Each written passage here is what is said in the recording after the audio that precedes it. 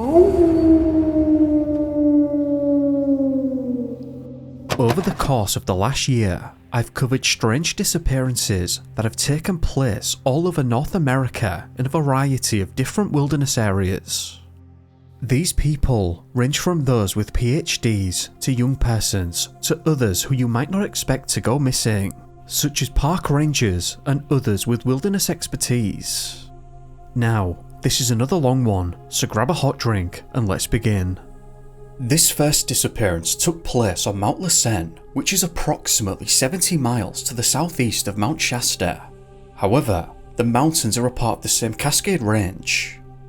Mount Lassen peaks at around 10,500 feet, while Mount Shasta peaks at 14,200 feet.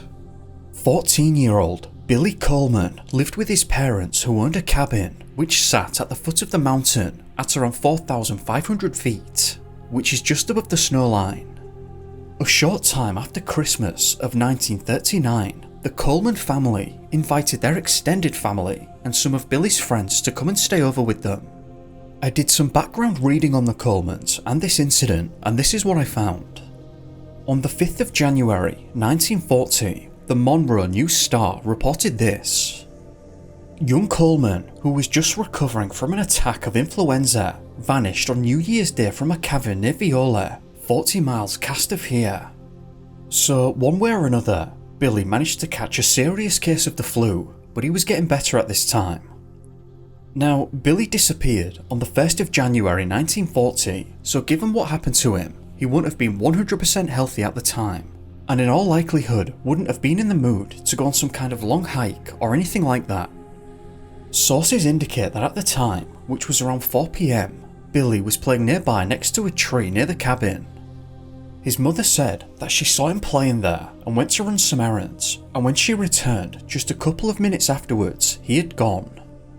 She went outside to retrieve her son and started to call for Billy, but her calls went unanswered and panic mode set in.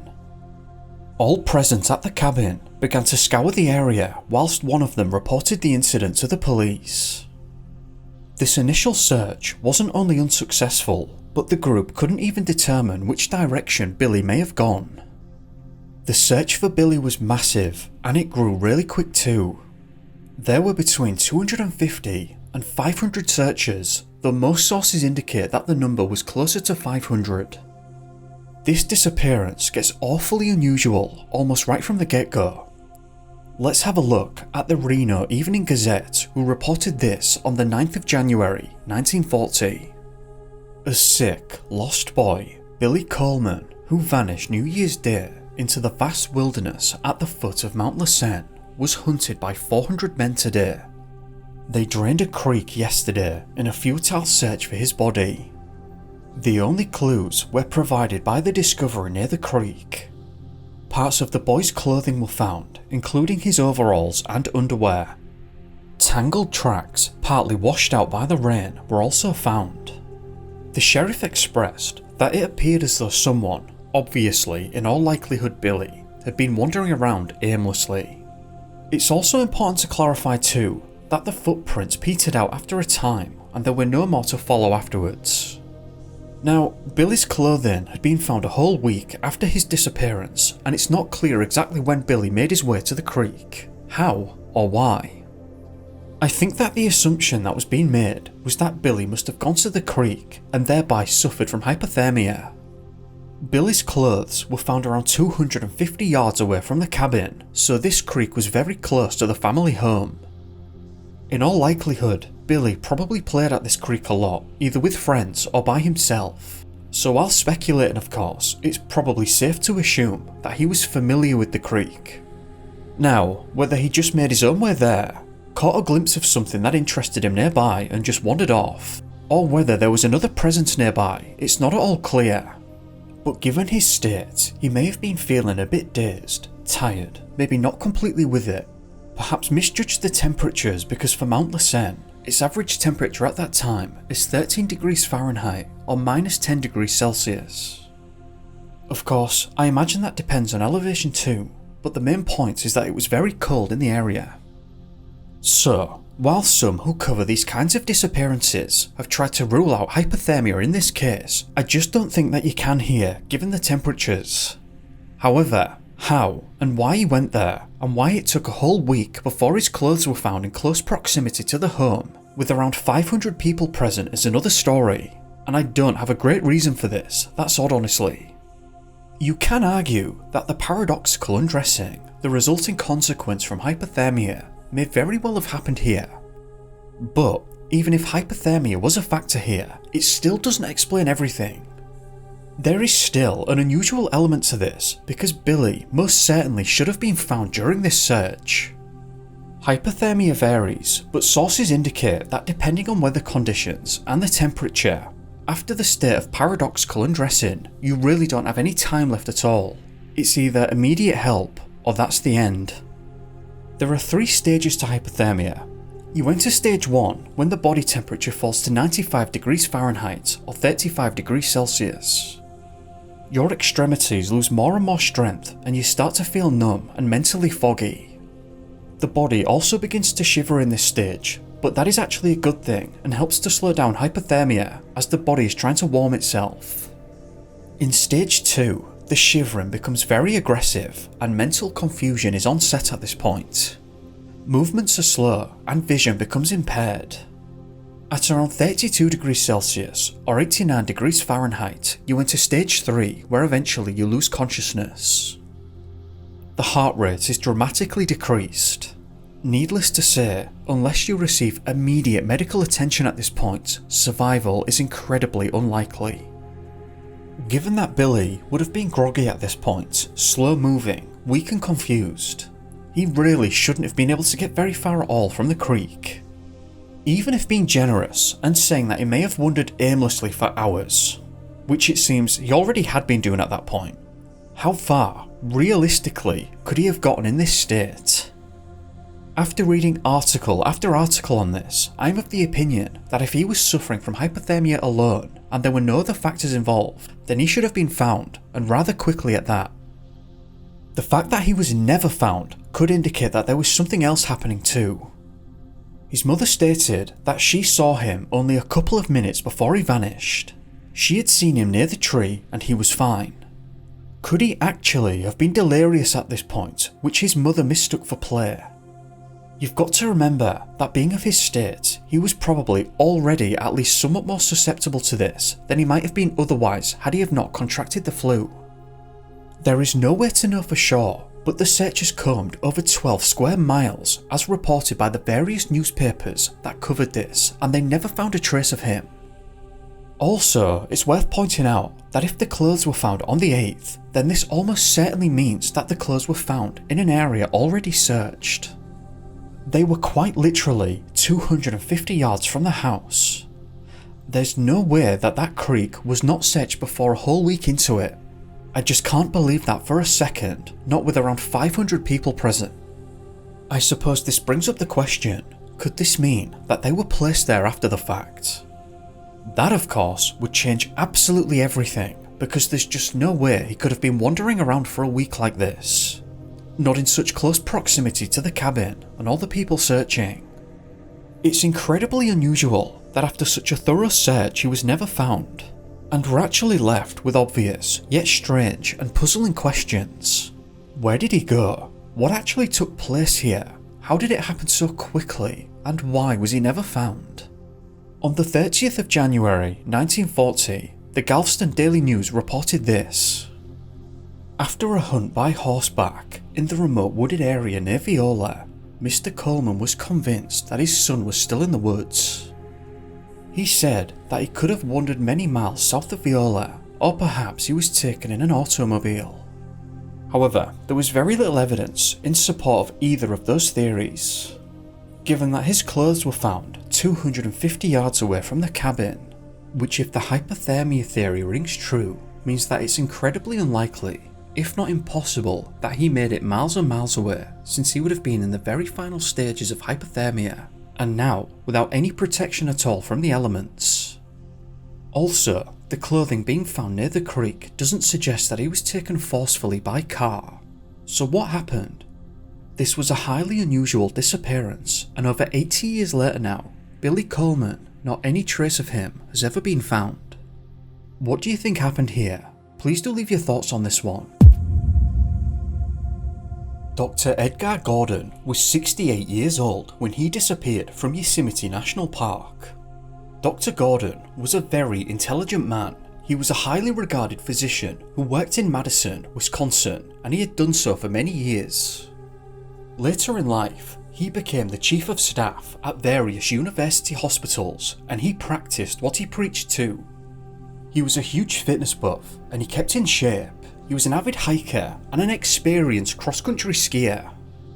This is precisely what he was doing with one of his sons that day in Yosemite. They were there to hike and ski, to have a great time together in the park.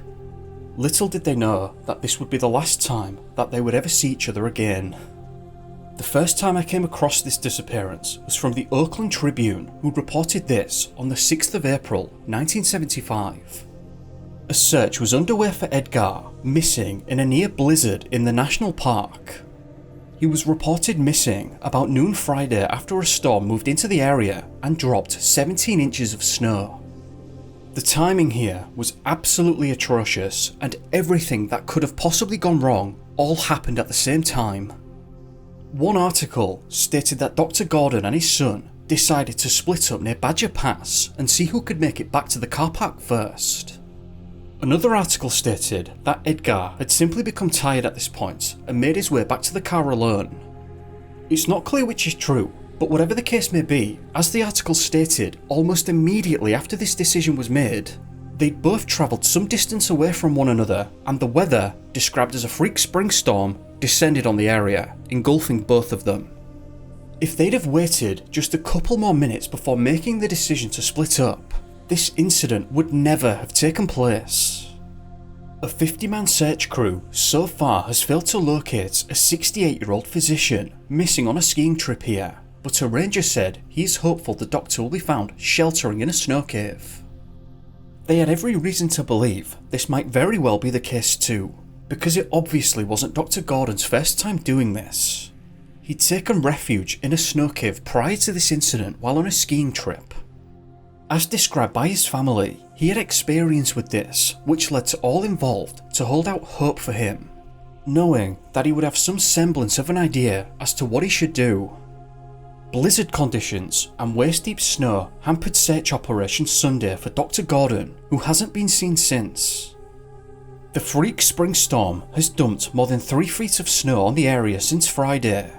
Becoming increasingly frustrated with the lack of results of the search effort, both of the sons of Dr. Gordon each took charge of a search dog team, and they led searches through the snowy hills of Yosemite National Park.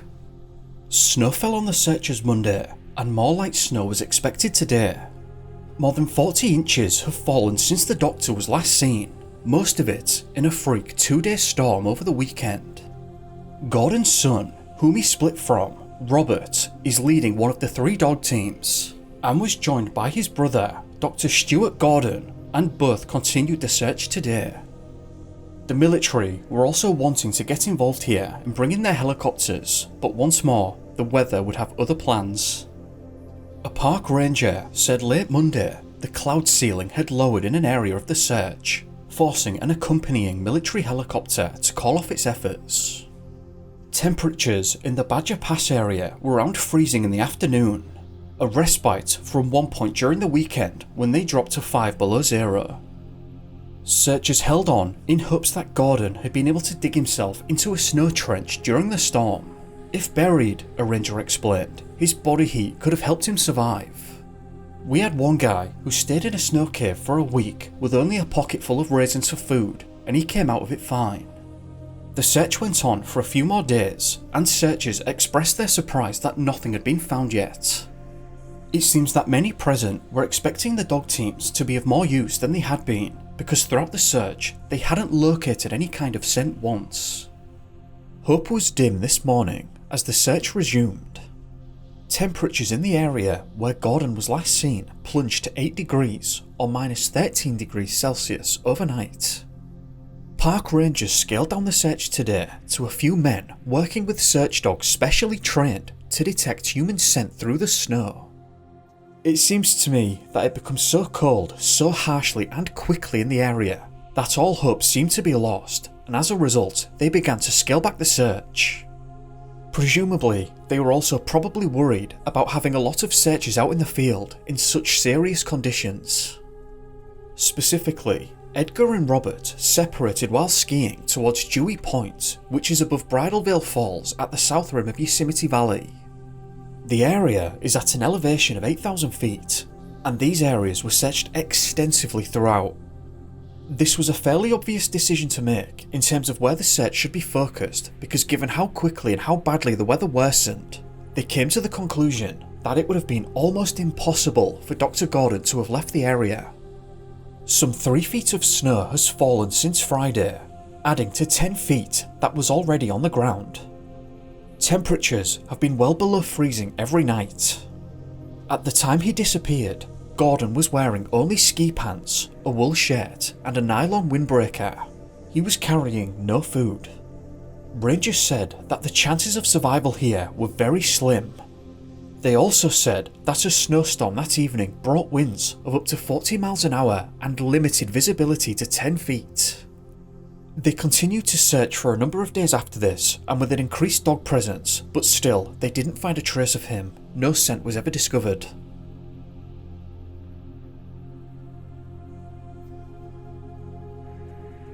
Dr. Gordon's body would be discovered close to 40 days after the search ended in an area that had been searched many times in the initial effort. A helicopter crew spotted him atop Bridal Veil Falls, which had been the focus of the search throughout. Law enforcement said that he must have been under snow at the time during the search, which is why the dogs must not have been able to locate him. This is interesting in and of itself, mind you, because the search helicopter wasn't actually even looking for Dr. Gordon at the time. The helicopter was looking for a party of missing hikers that were thought to have disappeared in approximately the same area. I won't go into their disappearance now, but I may come back to it another time. In the end, Dr. Gordon disappeared without a trace when a sudden freak storm hit the area. No sign of him was found, and the dogs weren't able to find his scent in the area when they initially searched it. Occam's razor would suggest that at some point he must have succumbed and been buried by the snow. Searchers did show surprise initially when searching these areas with their German Shepherds, because they stated that their dogs could find a scent beneath the snow, but it seems that they weren't able to here for one reason or another. Now, given that's the end of the paper trail, let's move on to the next disappearance. Dr. Lumley was 27 years old when he disappeared from the park.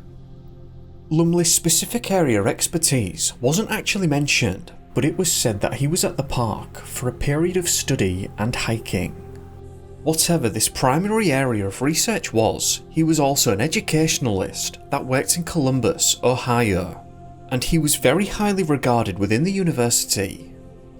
The first I heard of Dr. Lumley came from the Helena Independent Record on the 2nd of September 1934, where this was stated. No evidence had been found today by Royal Canadian Mounted Police that Dr. F.H. Lumley had come into Canada from Glacier Park, where police and park officials have conducted a search for him since August 13.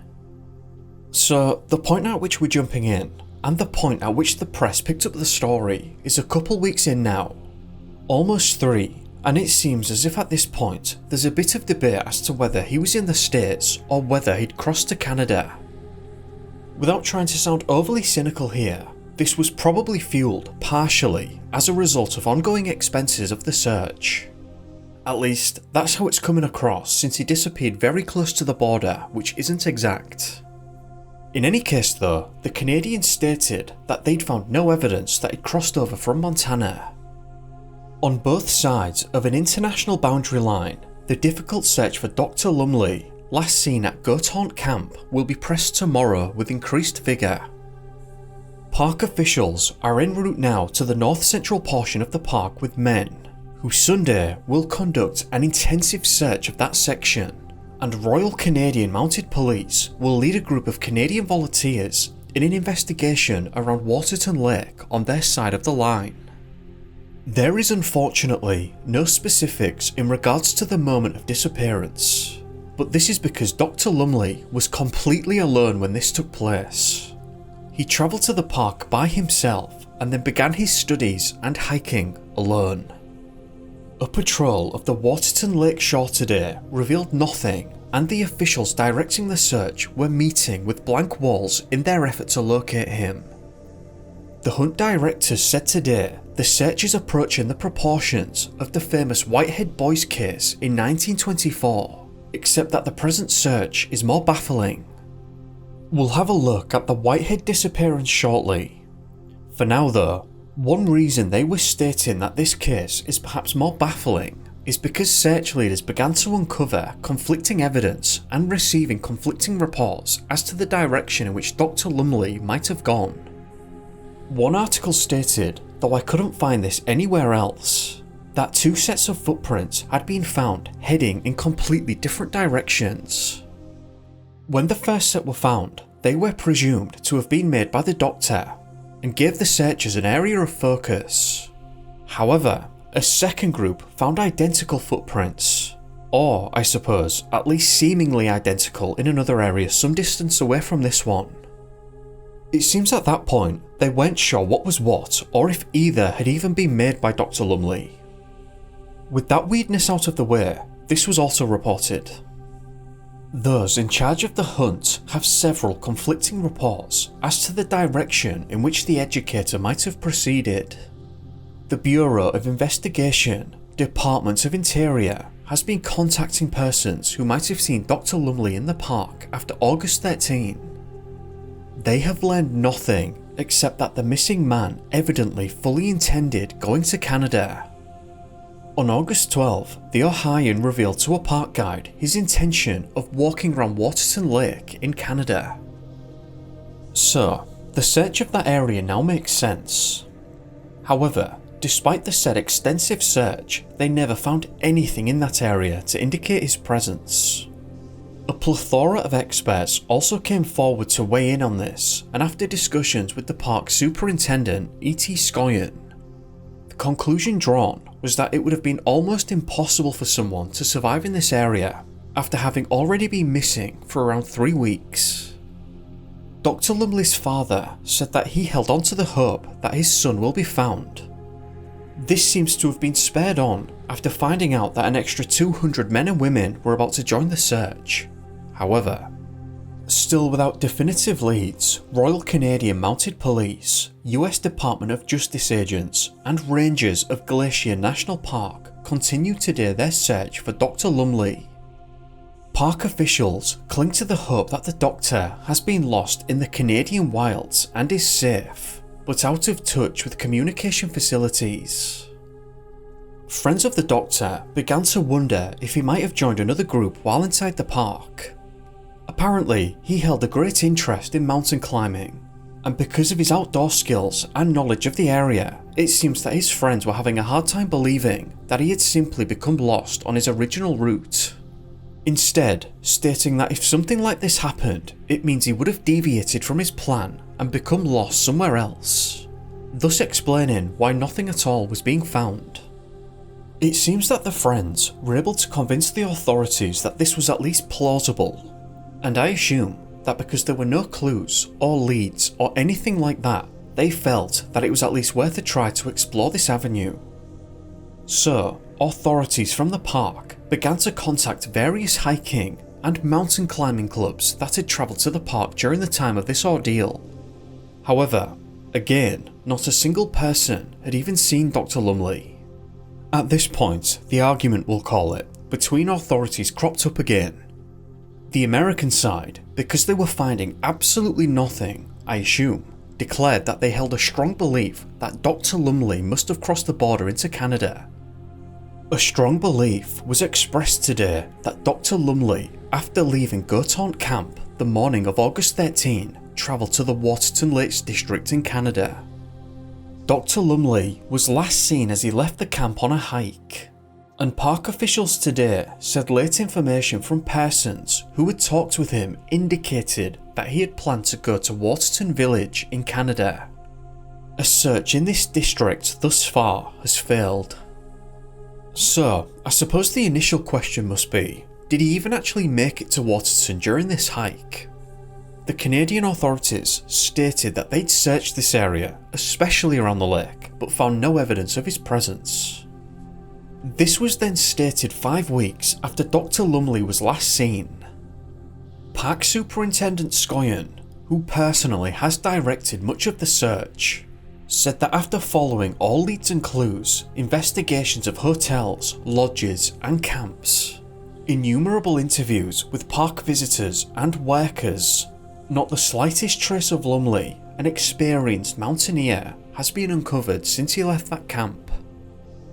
He then went on to discuss that they had faced harsh weather during the search as it kept worsening throughout, and that at around the time of this article, they had to postpone the search because of heavy rains.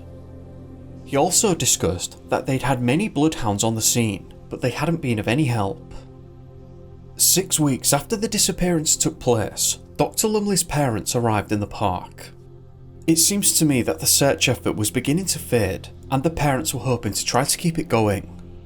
Some members of the search crew told the local papers that this is one of the strangest disappearance cases they'd ever been involved in. They said that they'd never been part of a search before in which there was zero evidence of a person's presence. And they're right, it's almost like this man fell off the face of the earth. There were 3 main hypotheses. The first was that he had simply become lost in the wilds of the park, but after authorities were told by that hiker that he saw him on the day of disappearance and that he wanted to go to Waterton, that became the second hypothesis. The third was that he may have got lost on Mount Cleveland. Mount Cleveland was heavily searched as this was the area spanning between Goathorn Camp and the Waterton village, obviously without finding anything. Something odd occurred around a week after this, so 7 weeks after the disappearance. I'll let the Washington Evening Star explain. A new mystery angle had been added today to the disappearance of Dr. Lumley.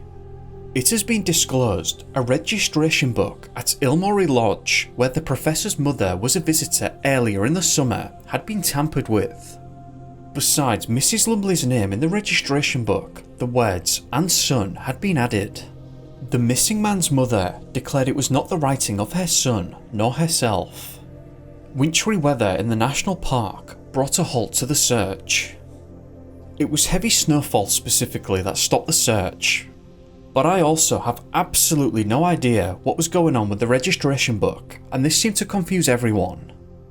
No one could really come up with a motive as to why this might have happened, or what the purpose of it even was.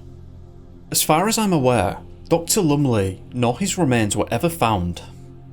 The last mention of this I could find was over a year later on the 3rd of October 1935 with this headline: Glacier and Waterton officials still unable to find Dr. Lumley, who disappeared last season.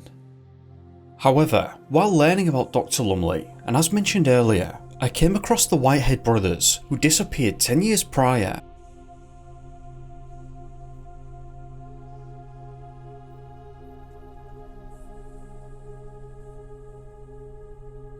The Whitehead brothers were swallowed in the fastness of the Rockies 11 years ago and are believed to have been the victims of an unknown fate. Joseph and William Whitehead travelled to Glacier National Park in August of 1924. The last time they were ever seen was on the 24th of that month. Specifically, they left the Granite Park Station on a hiking trip through the park. Their journey was supposed to last 5 days, and they took their light camping gear with them alongside enough rations to last that length of time. They had planned to make the Lewis Hotel on Lake McDonald their first stopping place, but they never arrived, and the last information of the two came from those who saw them depart.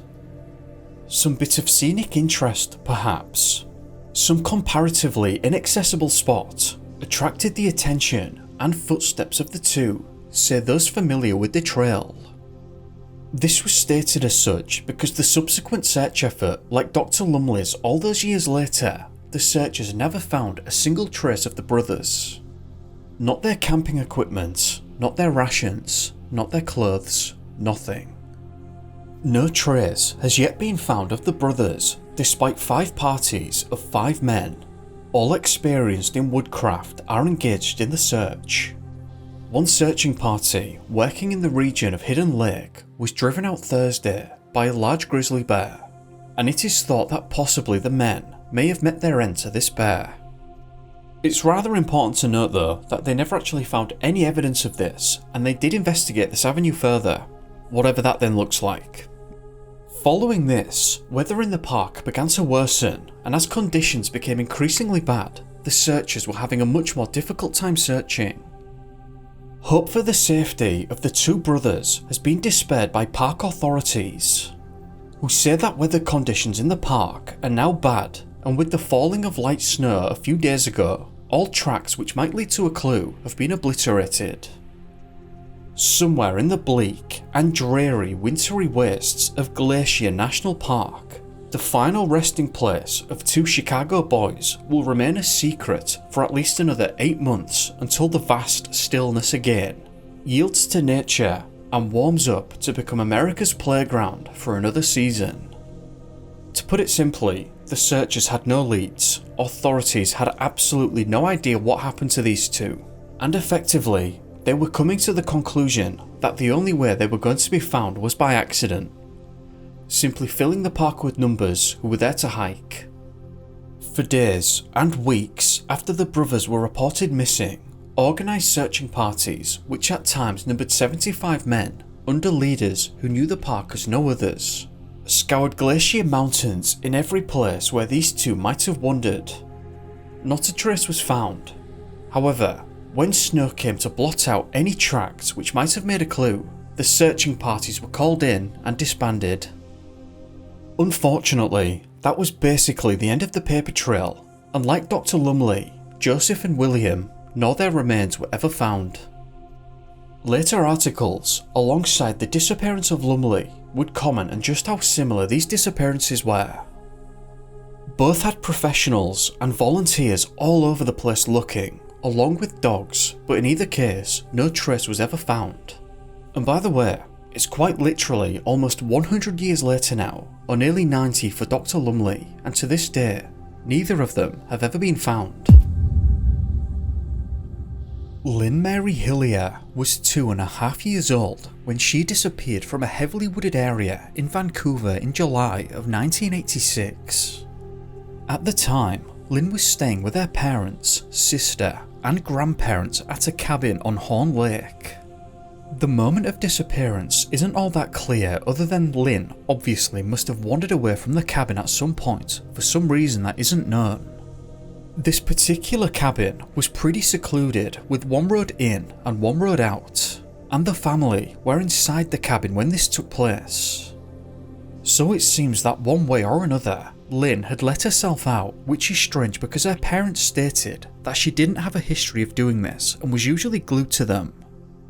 Around 300 searchers kept their hopes alive Sunday as they combed dense woods near this Vancouver Island community for Lynn, who went missing from her parents' cabin on Thursday, but they admit that time is running out for the toddler. There is speculation that she might have been mauled by a bear or cougar, drowned, or is slowly passing away due to exposure. We have to go on the assumption that she is still alive out there, said RCMP Staff Sergeant Ron Nicholas. Your guess is as good as mine about her chances, but we have to keep on hoping. Nicholas discounted suggestions that Lynn might have been taken. All the evidence is that she is in the bush, Nicholas said. The reason for the quick dismissal was twofold. Firstly, authorities absolutely do not want to give people any reason to panic, and so will often outright dismiss that in any disappearance that isn't absolutely clear cut. The second reason, and probably more important in this instance, is the fact that, as said previously, there was one road in and one road out. The family never saw anyone else while they were there, and obviously no vehicles or anything like that. Another point that should be cleared up is that Lynn actually disappeared on the 24th of July, and the first article I could find was on the 28th of the same month, so she'd been missing for 4 days already, despite 300 searchers scouring the area by this time. Now it seems to me that the authorities were spooked and obviously very concerned here because they put some serious effort at getting the word out, and quite literally the following day there was over 400 people searching. Meanwhile, the search force looking for Lynn grew to more than 400 people Monday, but police say that time is running out for the little girl. Searchers have checked and rechecked the thickly wooded area surrounding the cabin, using dogs and infrared scanning gear, said Ron Nicholas. We've just about exhausted all leads, he said. Time is running out, if it hasn't run out already. The search has been widened to cover mountain and valley areas it was originally believed that the little girl couldn't reach. Somewhere along the line, we've covered all this ground. It just doesn't look good, said Nicholas. Clearly, because of the time lapsed, 5 days at this point, there was an atmosphere around the search that things were not looking good anymore. This was fueled, obviously, by the fact that they hadn't located her, but it was actually worse than that. Not only had they not located her, they couldn't even determine where she might have gone. Somehow, she'd left no trace of her presence anywhere, no footprints or anything of that nature. The searchers were of the opinion that they should have found something by now because she was 2 years old and really shouldn't have been able to get very far. They also made note of the fact that there were no signs of animal predation anywhere, which is usually very clear and can't really be mistaken. I'm absolutely certain that behind closed doors they must have been considering the idea that Lynn may have been taken, because after the time lapsed and nothing at all was being found, there are very few alternatives. The following day, Ron Nicholas effectively said that there had still been no trace of Lynn at all, and that they were considering winding down the search and bringing it to a close. True to his word, the search reportedly came to an end the following day. A week-long search for Lynn was called off yesterday. We've just called the official search off, said Ron Nicholas. Police say they have no reason to believe that she was taken, but her great-grandfather, Ernie Miner, posted a $25,000 reward for her safe return.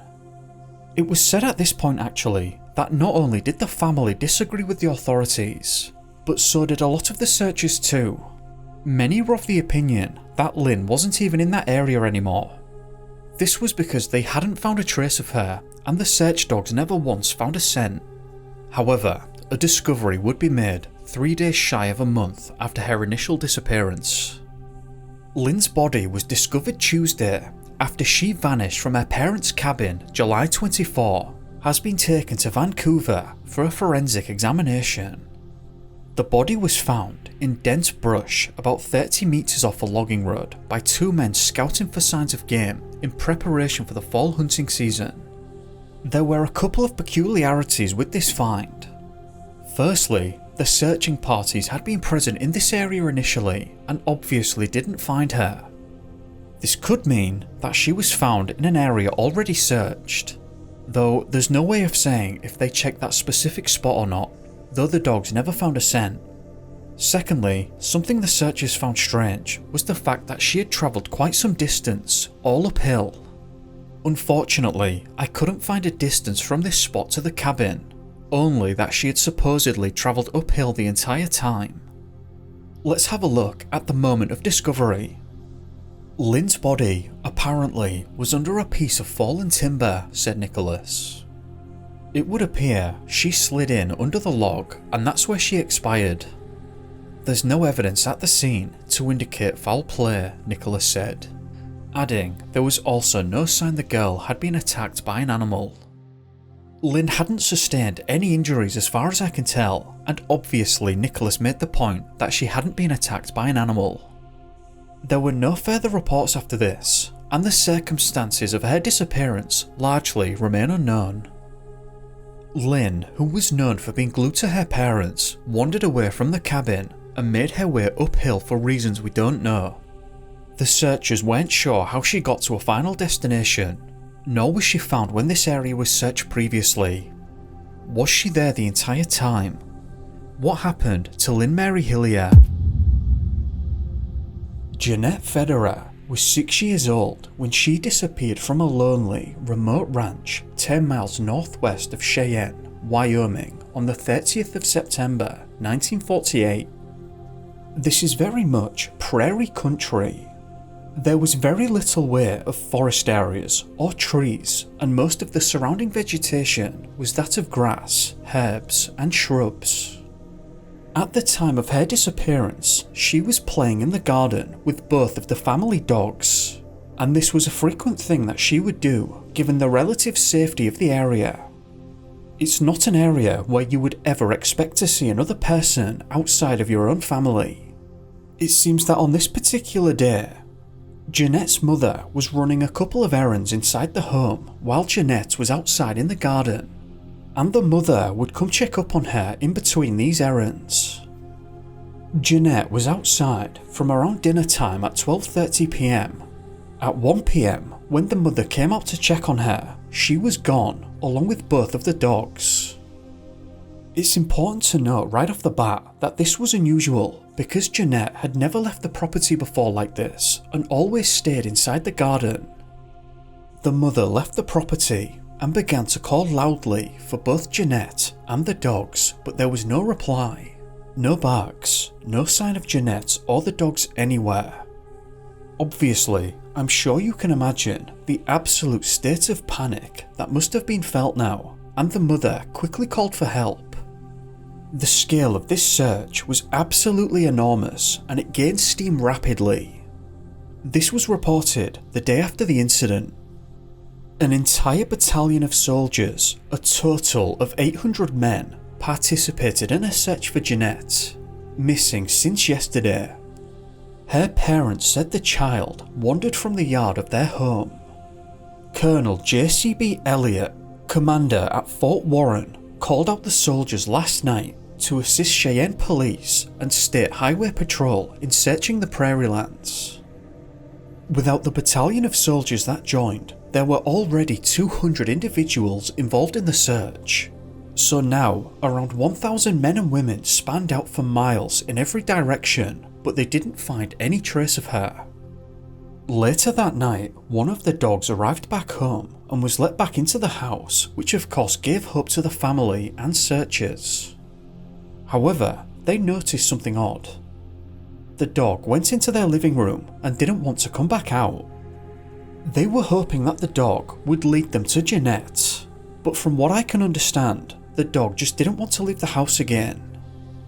It was that until this point, people began to think that she and the dogs may have been taken. Though the family said that the dogs would bark at strangers, and of course that never happened. A man who I believe was local to the area, a flying instructor by the name of Jack Strong, said he'd had enough and was going to sweep the entire area in his small plane. This aerial search would be successful, but not without some surprise. A black dog which guarded Jeanette Federer through a cold, rainy night led an aerial searcher to the 6-year-old girl today. Huddled against a creek bank on the prairie just over 10 miles from her ranch home, Jeanette was found by Jack Strong. He spotted the large shepherd dog and landed nearby. At first, the dog was determined to keep me from the child, but she spoke his name and he let me touch her, Strong said. She was too cold, hungry and frightened to say much, but there wasn't a whimper from her. Strong flew her to the home of her anxious parents and she was taken to hospital, suffering from exposure, scratches and bruises. Jeanette wandered away from home 12 miles northwest of Cheyenne, accompanied by her 2 dogs. Before being found, Jeanette had been missing for 20 hours and searchers stated that they were amazed that she managed to walk over 12 miles away in that time through the long grass and the shrubbery. They said that they weren't sure how she'd managed to do that. Unfortunately, that unusual aspect of this disappearance was given incredibly short shrift and it wasn't mentioned again. Jeanette herself was confused and dazed, and she didn't end up saying much about the entire ordeal, or at least nothing that was actually reported on in the press. I can understand the surprise of the searchers to some degree, because you're talking about a 6-year-old who in 20 hours had walked around 12 miles, or just over half a mile non-stop for every hour that she'd been missing. The paper trail basically ended there, and it's not really clear what had happened here. Did she just wander away all that distance with her dogs?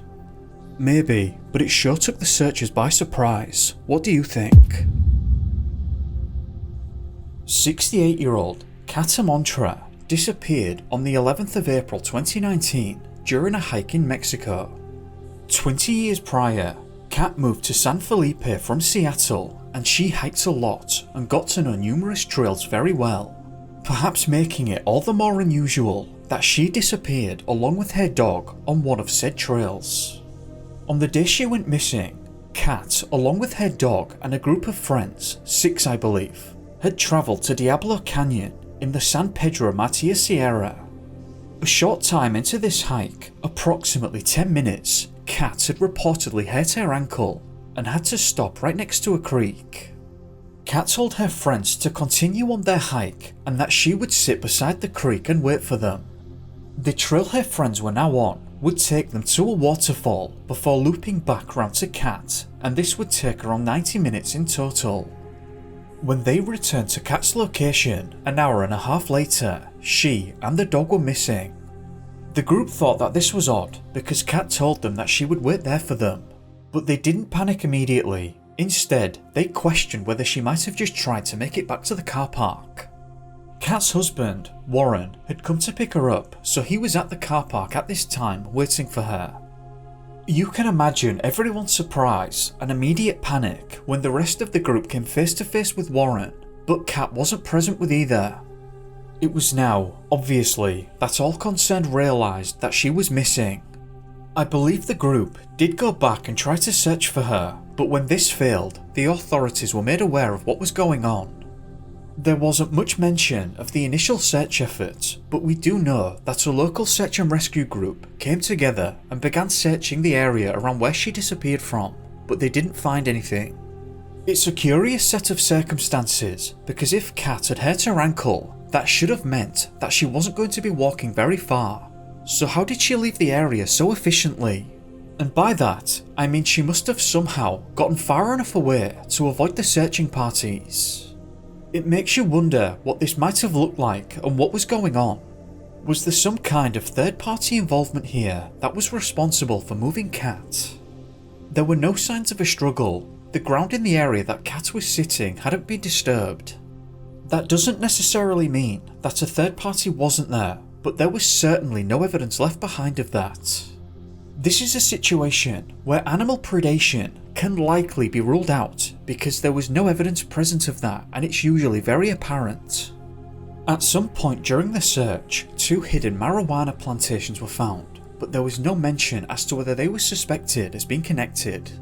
Generally speaking, you have to imagine that those in charge of these kinds of operations would have wanted to remain hidden. And when a person goes missing in the surrounding area, the chances of being discovered go through the roof. Given that it would be in their best interest to not have someone go missing, it seems unlikely, though of course we'll never know for sure. When the searching had failed, it did escalate from there, and the Mexican military were brought in to take over the search.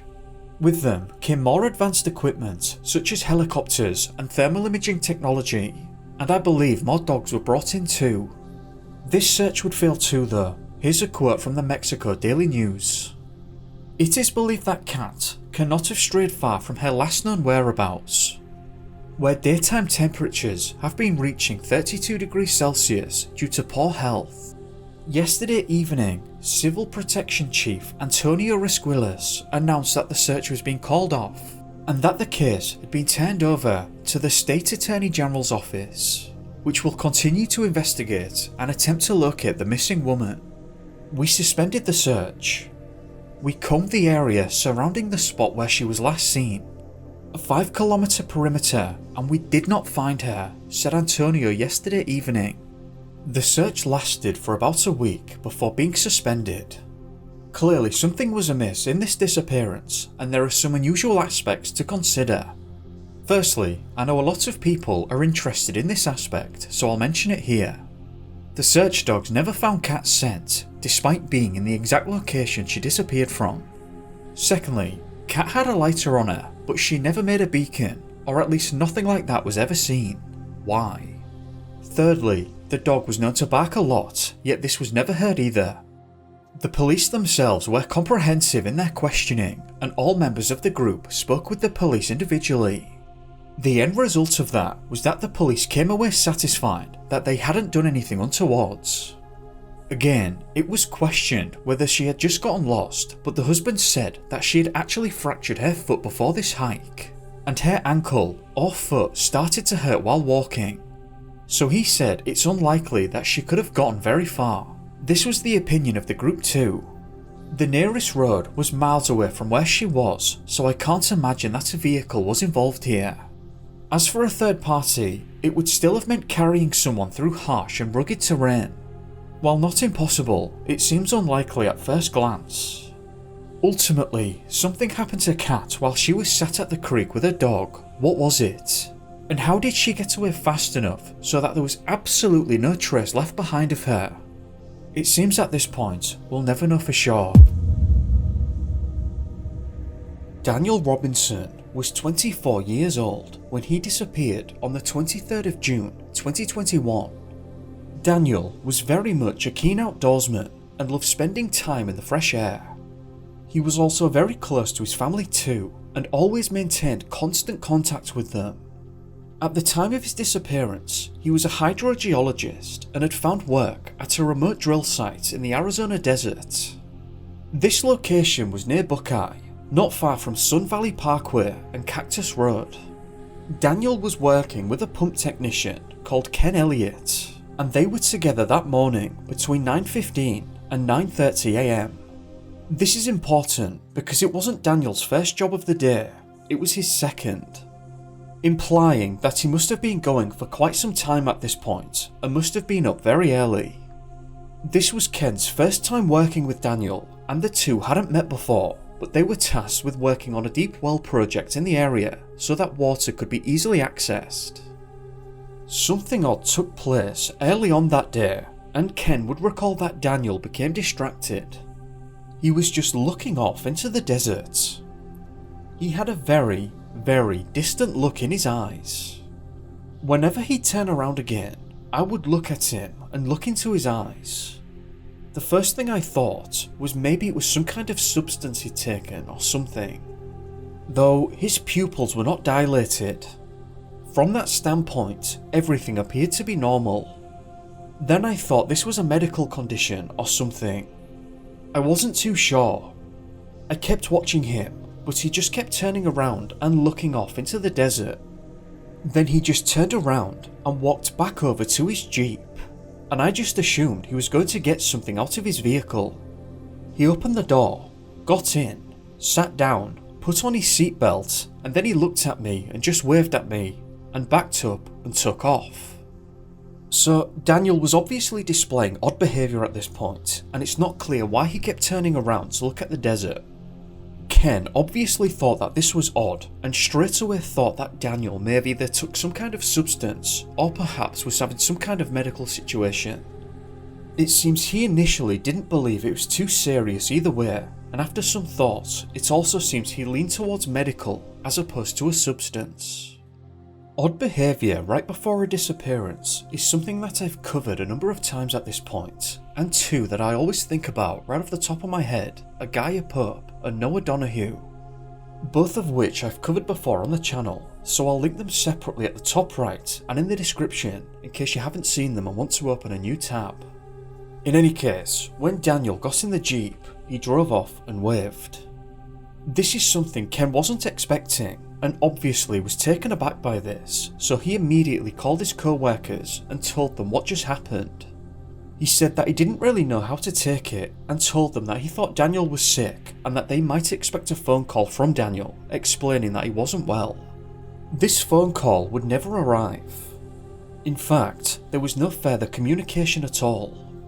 It's not clear precisely what time he was reported missing, but he was reported missing the same day to the Buckeye Police Department. The trigger for this seems to have been that he just simply wasn't heard from at all after he left.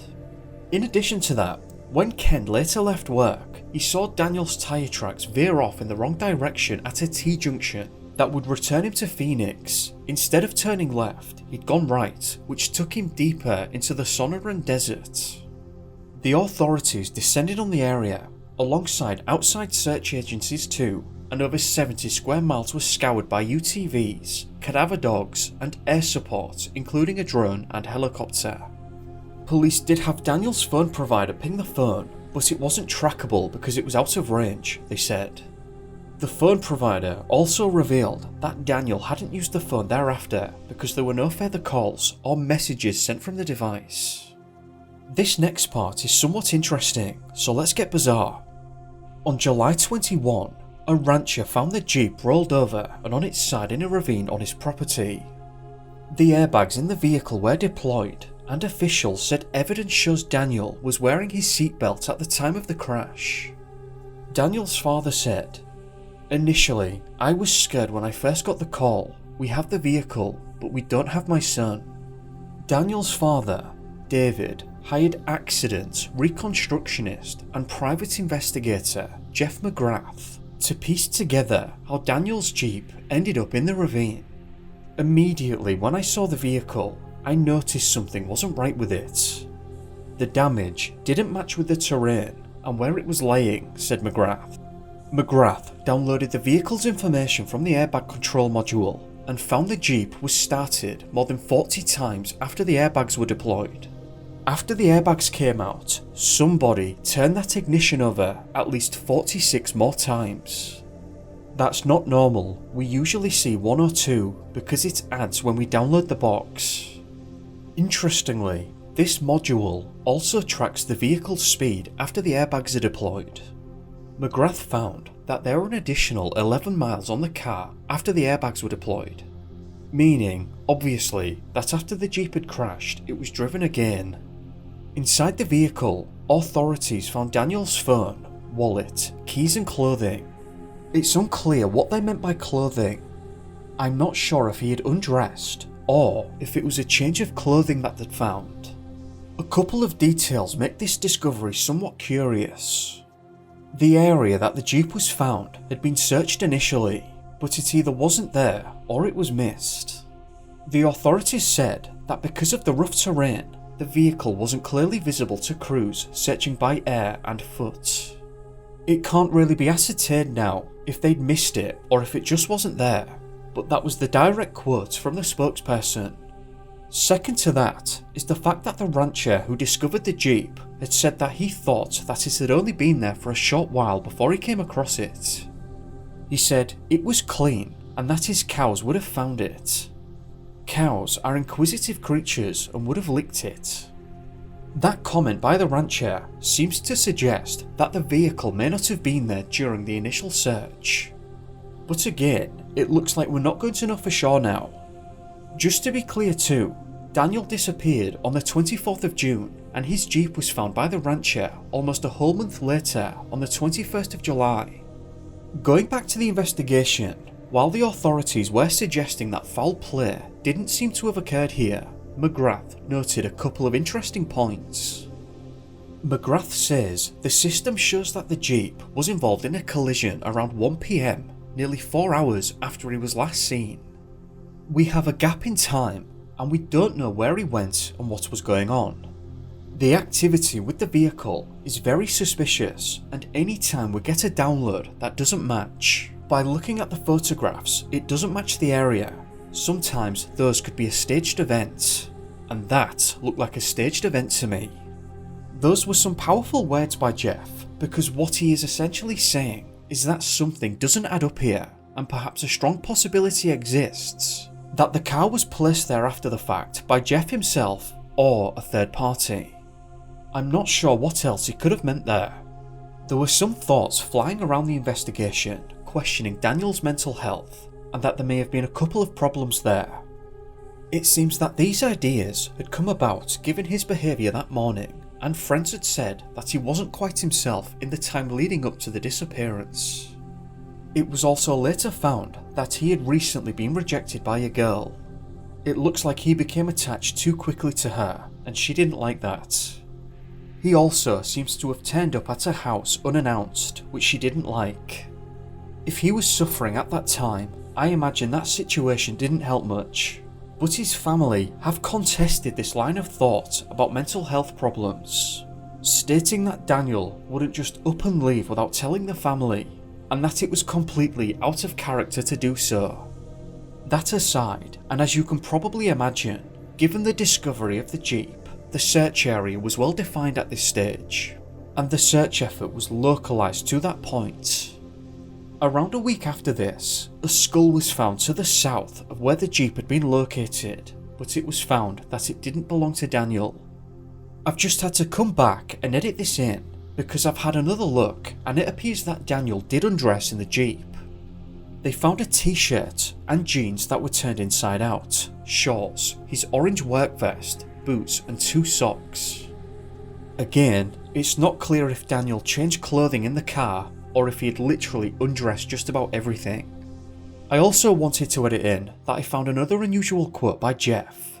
One of the leading hypotheses at this point was that Daniel had simply become delirious, taken off his clothing and walked off into the desert. However, obviously to this date Daniel hasn't been found, which by now might have been expected if this was the case. In relation to this, Jeff added, "If you were delirious and ripped off all your clothing and wandered out into the desert, you wouldn't stick one of your shoes under the car. My personal theory is that someone deliberately wrecked that vehicle out there. The question becomes, who did that, why, and under what circumstances did that occur? Meaning that if Jeff had gone the wrong way at the junction and had gone deeper into the desert, would you have expected to come into contact with a third party out there? It seems unlikely at first glance, but of course I don't know that. In the end, and at this time, it appears as though no one really knows what happened to Daniel, or even why he ended up out there. Or actually, if he or his body is still out there. I'll keep looking at this disappearance, and I'll update it if anything else is found. With that being said, now is probably a good time to end this video and hand it over to you in the comments below. I'd just like to take the time to thank you for watching, and a big thank you to the patrons who've been running around on the screen. If you found the video interesting, then please do leave a like, hit the bell and subscribe if you haven't already, it helps me a lot. If not, then feel free to leave a dislike, I'm just looking for your honest opinion either way. I hope that you've had a great day, or evening depending on where you are, and I'll see you in the next one. Be safe guys, peace.